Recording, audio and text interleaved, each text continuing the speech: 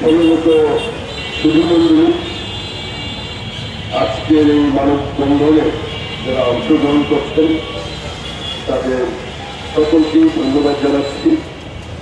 যারা এখানে সংবাদকর্মী আছেন, বৃষ্টিতে ভিজে যারা সংবাদ সংগ্রহের কাজ করছেন তাদেরকেও কৃতজ্ঞতা জানান। আসলে আজকে আমরা যে বিষয়টি নিয়ে এখানে দাঁড়িয়েছি সেটার পেছনের কিছু কথা আছে। সেটা হচ্ছে বিগত বেশ কয়েক সপ্তাহ যাবতীয় নারায়ণগঞ্জের বিভিন্ন আপনার অঞ্চলে যেমন হুইয়ারবাগ, তারপরে আরো অন্যান্য অঞ্চলে বাঁশডাইল, যন্ত্রণা, খানপুর, টল্লা, টানবাজার, প্রতিটা অঞ্চলে অসংখ্য রোগী, কেউ চিকুনগুনিয়া, কেউ ডেঙ্গু বা কেউ ভাইরাস জ্বরে তারা আক্রান্ত। এবং এর মাঝে এটা অনেক দুঃখজনক একটা কথা এবং সেটা কোনোভাবেই মেনে নেওয়ার মতো নয়। অনেকগুলি আবার বৃদ্ধ বনিতার প্রাণ চলে গেছে।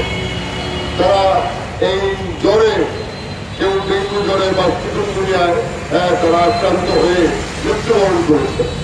কিন্তু এটা অত্যন্ত দুঃখের বিষয়, এই ভাইরাস জ্বর বা এই ডেঙ্গু বা চিকুনগুনিয়ার যে মহামারী আকারে ছড়িয়ে পড়েছে এবং তার জন্য যে কারণটি দায়ী সেটি হচ্ছে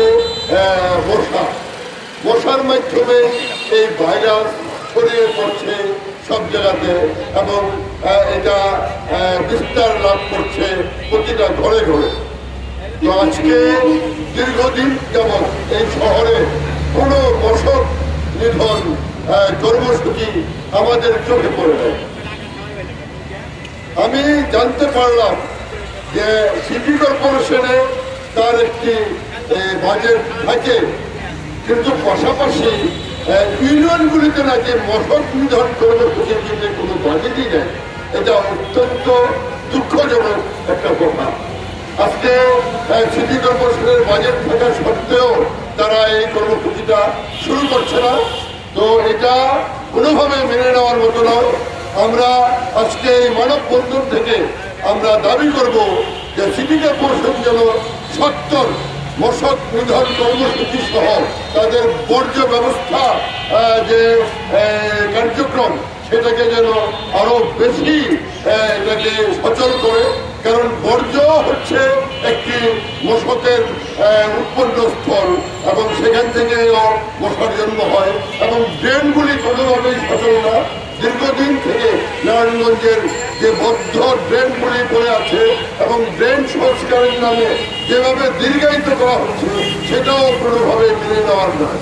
তা আমি আজকের এই মানববন্ধন থেকে আমি দাবি করব যেন সিটি কর্পোরেশন তারা সত্তর এই অবস্থা থেকে শহরবাসীকে মুক্তি দেয় এবং তারা মশক নিধন কর্মসূচি সহ বর্জ্য ব্যবস্থা কার্যক্রমের এটা পরিস্থিতিকে আরো সচল করা এবং যে সকল ড্রেনগুলি অপরিচ্ছন্ন এবং বর্জ্যতে ভরে আছে, যেখানে হয়তোবা মশা উৎপাদনের উপস্থিত স্থল, সেগুলিকে যেন ধ্বংস করা হয় এবং নারায়ণগঞ্জ শহরের ড্রেন ব্যবস্থা কার্যক্রমে যে ধীরগতি সেটাকে যেন ত্বরান্বিত করা হয়। আমি আমার বক্তব্য আর দীর্ঘায়িত করবো না।